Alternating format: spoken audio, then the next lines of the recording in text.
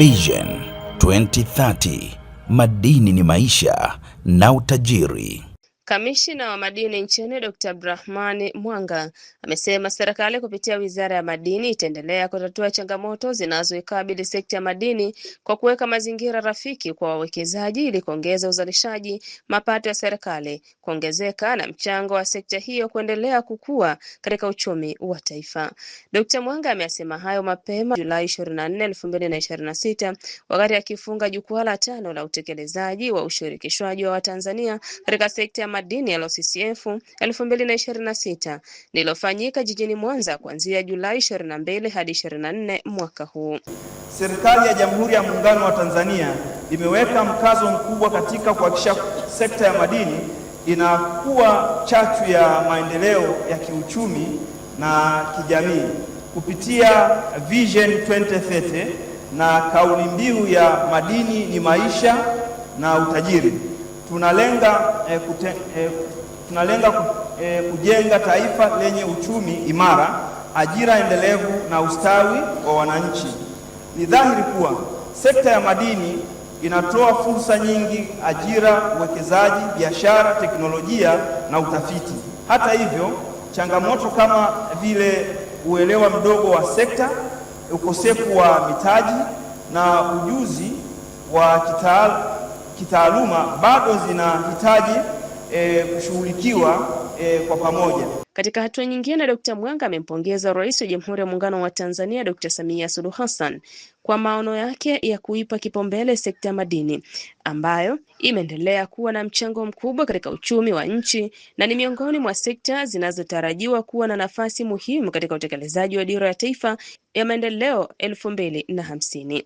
Napenda kumshukuru kwa dhati Rais wa Jamhuri ya Muungano wa Tanzania Mheshimiwa Dr. Samia Suluhu Hassan kwa uongozi wake thabiti na maono makubwa ya kuhakikisha rasilimali madini inawanufaisha Watanzania kwa uwazi, usawa na kwa njia endelevu. Ndugu washiriki, ninampongeza kwa dhati waandaaji jukwaa hili, Tume ya Madini, kwa uratibu mzuri na kazi kubwa walioifanya kufanikisha jukwaa hili muhimu.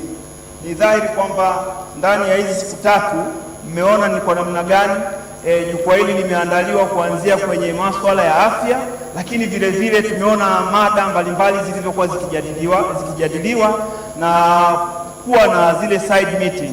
Ni uhakika kabisa kwamba haya yalikuwa ni maandalizi bora sana. Kwa hiyo nawashukuruni sana Tume ya Madini pamoja na kamati ya maandalizi. Pia ameupongeza uongozi wa ofisi ya mkuu wa mkoa wa Mwanza, wadau wa sekta ya madini na wataalamu kutoka Tume ya Madini kwa kufanikisha jukwaa hilo kwa usalama na kwa kiwango cha juu pamoja na kushirikiana uzoefu kuhusu utekelezaji wa ushirikishwaji wa wazawa katika sekta ya madini. Wakati huo huo, kamishna wa Tume ya Madini Mhandisi Theonestina Mwasha amesema jukwaa la 5 la utekelezaji wa ushirikishwaji wa Watanzania katika sekta ya madini limekuwa na manufaa makubwa kwa wamiliki wa leseni, wataalamu wa ushirikishwaji wa Watanzania, watoa huduma, taasisi za serikali na binafsi pamoja na vyama vya wachimbaji wa madini. Jukwaa hili la siku 3 limekuwa na mafanikio makubwa kwa kukutanisha wizara na taasisi za serikali, wamiliki wa leseni za madini, vyama vya wachimbaji na watoa huduma migodini, wataalamu wa masuala ya ushirikishwaji na wananchi kwenye sekta ya madini, wakiwemo kutoka nje ya nchi, viongozi wa Ghana Minerals Commission na Absa Bank, kwa lengo la kujadili kwa kina namna ya kuweka kwenye vitendo ushirikishwaji wa Watanzania kwenye sekta ya madini hapa nchini. Mohab TV, Mwanza.